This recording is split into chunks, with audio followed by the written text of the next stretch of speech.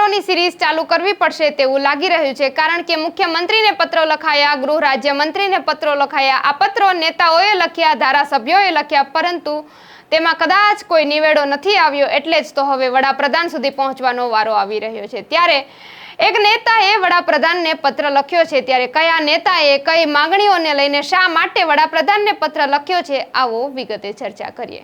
વૈષ્ણવજન તો તેને કહીએ જે પીડ પરાઈ જાનાને રે।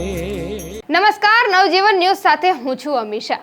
આપણે અવારનવાર જોઈ ચૂક્યા છે કે નેતાઓએ, ધારાસભ્યોએ મુખ્યમંત્રીને પત્ર લખ્યા છે, ગૃહ રાજ્યમંત્રીને પત્ર લખ્યા છે, પરંતુ આ પત્રો તેમના સુધી પહોંચ્યા નહીં હોય, અને પહોંચ્યા હશે તો હજુ સુધી વંચાયા નહીં હોય, એટલે જ તો કદાચ યોગ્ય નિરાકરણ નથી આવી રહ્યું, એટલે જ તો કદાચ યોગ્ય ઉકેલ નથી આવી રહ્યો, નિવેડો નથી આવી રહ્યો, અને અંતે છેલ્લે નેતાઓ હવે વડાપ્રધાનને પત્રો લખવાનું ચાલુ કરી દીધું છે। ત્યારે બગસરા એપીએમસીના ચેરમેન અને આમ આદમી પાર્ટીના નેતા કાંતિ સતાસિયાએ વડાપ્રધાનને પત્ર લખ્યો છે।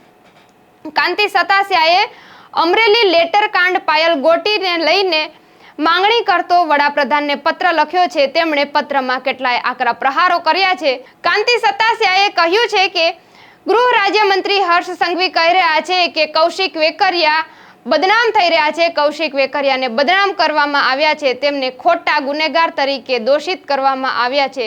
જો કૌશિક વેકરિયાને બદનામ કરવામાં આવી રહ્યા હોય તો આ લેટર કાંડમાં આરોપી છે કોણ?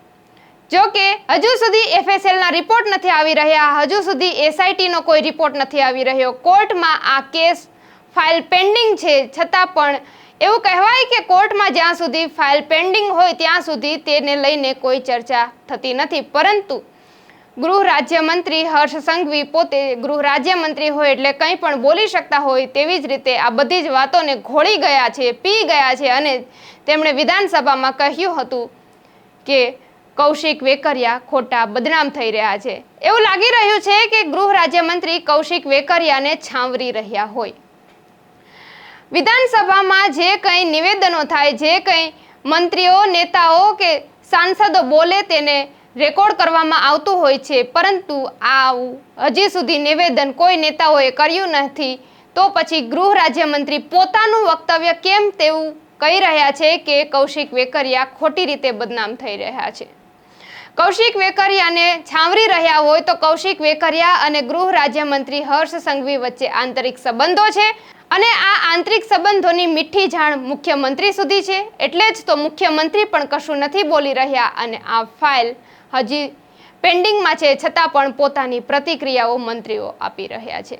ત્યારે કાંતિ સતાસિયાએ કહ્યું છે કે હવે આ વડાપ્રધાન ફાઇલ હેન્ડલ કરે અને સીબીઆઈને તપાસ સોંપે, કૌશિક વેકરિયા અને ગૃહ રાજ્યમંત્રીના કોલ રેકોર્ડિંગ કઢાવવામાં આવે, તેમના કોલ રેકોર્ડિંગની દરેક વિગતો જાહેર કરવામાં આવે, પીએસઆઈ, એસપી અને પીઆઈ સાથેની કૌશિક વેકરિયાની કોલ રેકોર્ડિંગ પણ નીકાળવામાં આવે અને લોકો સુધી તેને જાહેર કરવામાં આવે, એફએસએલનો રિપોર્ટ જાહેર કરવામાં આવે, એસઆઈટીનો રિપોર્ટ જાહેર કરવામાં આવે, અને મનીષ વગાસિયા, અશોક કામરોલિયા અને જીતુ ખાતરાને માર માર્યા હોવાની પિટિશન ફાઇલ હજી સુધી કોર્ટમાં પેન્ડિંગ છે। 3 કોન્સ્ટેબલોને સસ્પેન્ડ કરી દેવામાં આવ્યા હતા, તો શા માટે આ 3 કોન્સ્ટેબલોને જ સસ્પેન્ડ કરી દેવામાં આવ્યા છે? જે અન્ય આરોપી છે તેમની હજી સુધી કેમ કોઈ વિગતો બહાર નથી આવી રહી? આ કોન્સ્ટેબલોને સસ્પેન્ડ કરવાનું કારણ શું છે?